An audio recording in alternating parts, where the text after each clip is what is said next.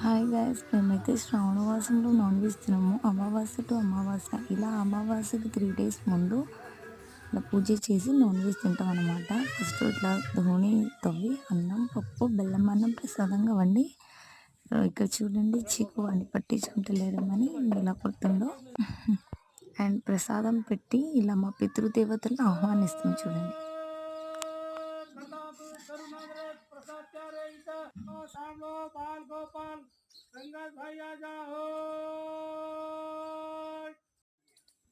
ఇలా నెయ్యి ఆ ప్రసాదాన్ని తీసి ఆ ధూనిలో వేయాలన్నమాట.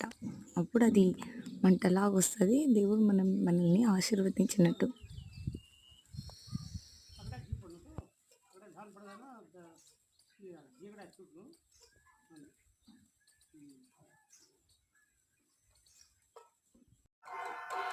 ఇలా వాళ్ళు ప్లేట్ కొడుతుంటే మా ఆయన అక్కడున్న వాటర్ని తీసి మా ఇంటి పైన వాకిలు ఇలా చల్లుతున్నారు.